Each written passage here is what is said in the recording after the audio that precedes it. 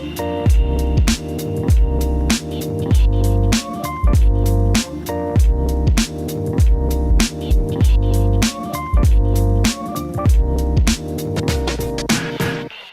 Future of Management Education, l'avenir de l'éducation au management. Hein. En français, ça nous donne ça. C'est ça. Stéphanie Dameron, bonjour. Bonjour. Professeure à Paris-Dauphine. Stéphanie Dameron, vous êtes une des expertes en France sur la question des écoles de management et de l'avenir de l'éducation au management. Ça fait quoi, 15 ans 15 ans que vous travaillez le sujet? Non, il ne faut pas dire autant. Oui, ça revient à peu près à ça. Bientôt 15 ans, on va dire. Et aujourd'hui, donc, avec Thomas Durand, du CNAM, vous éditez cet ouvrage, The Future of Management Education, volume 1, les challenges, volume 2, les stratégies de différenciation. Vous évoquez les differentiation strategies. Alors, on en est où? Peut-être premier temps sur ces challenges et deuxième temps sur ces stratégies. Alors, on est dans un secteur qui est une industrie très concurrentielle, qui a comme spécificité d'être d'abord de s'internationaliser, voire même de se mondialiser. Ça a été la grande transformation la grande transformation des 10 dernières années, avec une montée en puissance depuis les années 2000 des systèmes d'évaluation externe par différents types d'acteurs, que ce soit les journalistes, les universités. Le classement de Shanghai est produit par l'université ou par les États, comme le classement européen. C'est aussi je ne sais pas si on peut parler vraiment de secteur, mais tout du moins un espace qui est soumis aussi à des contraintes très fortes en termes de ressources, parce que parmi ceux qui dominent cet espace, on a quand même les Américains. Si on prend le budget, par exemple, d'Harvard Business School, on est à 800 millions de dollars, appuyé par une fondation spécifique qui a des fonds de plus de 3 milliards de dollars, là où nos plus grandes institutions dépassent à peine les 100 millions d'euros. Donc, pour vous dire un peu les différences. Sans parler, évidemment, des problématiques autour du digital, de la question de la langue, français, anglais notamment, et puis aussi du rôle des acteurs publics, comme l'État, sur ce marché.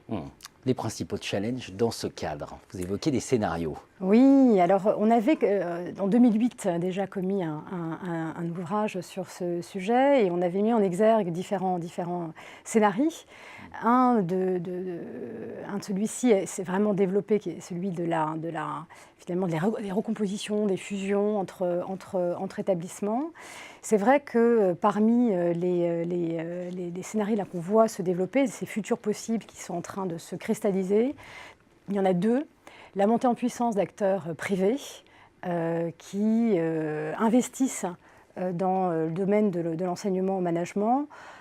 Par exemple, The Camp, qui est une forme d'écosystème qui a été créé du côté d'Aix-en-Provence, qui réunit des étudiants, des professeurs, mais également des entreprises autour de l'innovation. Je pense à une entreprise comme Open Classroom, qui a été lancée il y a quelques années, qui a levé au printemps 2018 60 millions d'euros, ou encore des fonds d'investissement qui se sont développés spécifiquement dans ce domaine. On pense à PAC Partners, par exemple, avec le groupe INSEC. Exactement, par exemple. Et dans le même temps, un mouvement qui est presque orthogonal, qui est le mouvement au contraire de l'institutionnalisation de l'ensemble de ces acteurs, autour en fait de la reconfiguration finalement des périmètres de l'enseignement supérieur dans les communautés d'universités et d'établissements, ce qu'on appelle les commus, qui reconfigurent finalement les relations, notamment entre les écoles par exemple de commerce, les IAE et plus largement les facultés de gestion. Et dans ces mouvements-là, au contraire, on a ces acteurs qui se regroupent au sein de structures publiques qui sont appelées d'ailleurs à probablement renouveler leur statut pour pouvoir accueillir ces différents établissements qui ont des statuts complètement différents. Bernard Amainso, sur ce plateau, évoquait le fait que les écoles étaient dans le gouffre. Il ne disait même plus au bord, il disait dans le gouffre. Et Hamid Bouchiki, donc professeur à l'ESSEC, disait lui, toutes les écoles sont la proie d'un isomorphisme et d'un mimétisme forcené. Au regard de ces deux points-là, comment vous vous situez, comment vous voyez la situation? Alors, cette question dans le gouffre, c'est probablement une réflexion qui a lieu en France. C'est-à-dire que c'est vrai qu'entre la réforme de la taxe d'apprentissage et la fin du rôle clé des chambres de commerce dans le financement de ces établissements, c'est vrai que se pose la question de comment peut-on jouer dans la cour des grands lorsqu'il y a un tel différentiel de ressources et de moyens. Concernant l'isomorphisme, c'est vrai qu'on est dans des formes de mimétisme qui sont liées au classement. À partir du moment où on classe, on est sur les mêmes critères d'évaluation et c'est vrai qu'il devient difficile de se différencier. Et pourtant, cette différenciation, finalement, on l'observe quand même sur le terrain à travers deux axes. Un axe qui porte sur l'ancrage territorial plus ou moins abouti, plus ou moins approfondi, ou au contraire des établissements qui sont, je dirais, offshore, qu'on pourrait placer ici ou là, ça ne changerait pas grand-chose. Et le second axe porte sur plutôt la logique institutionnelle.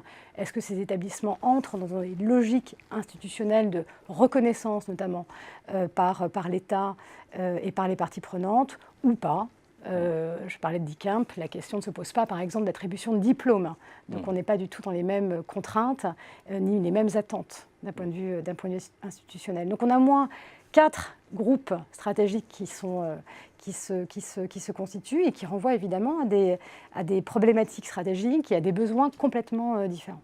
Il y a un groupe est plus ancré dans son territoire, un autre est plus en développement, on va dire, international et se rapproche vers des établissements dits offshore, puis d'autres émergent via des initiatives privées, en lien finalement aussi avec des manques du marché et une insatisfaction aussi de la demande. Une certitude, parce que vos ouvrages traitent notamment de la diversité aussi géographique des situations, mais une certitude, les besoins vont aller croissant, ils ne vont certainement pas aller décroissant. C'est ça le... Alors, il faut savoir par exemple qu'en France, mais plus largement d'ailleurs dans les pays occidentaux, l'enseignement en management représente environ 20% des étudiants de master, ce qui est énorme, énorme. Quand on sait que, par exemple, en Asie, on a à peu près 17% d'une tranche d'âge qui suit des études supérieures, et on sait que ce pourcentage va aller croissant, on peut imaginer les réservoirs qui existent en termes de masse en fait, d'étudiants qui sont amenés à suivre des études en management. Et là, la lutte est là, c'est-à-dire pour exister au sein de ces territoires. C'est pour ça que l'enjeu de l'international est absolument central. Oui, ça ne va pas aller en s'arrêtant. The Future of Management Education, Challenges, Differentiation Strategies, c'est le volume 2. Merci Stéphanie Damon. Merci Jean-Philippe Denis.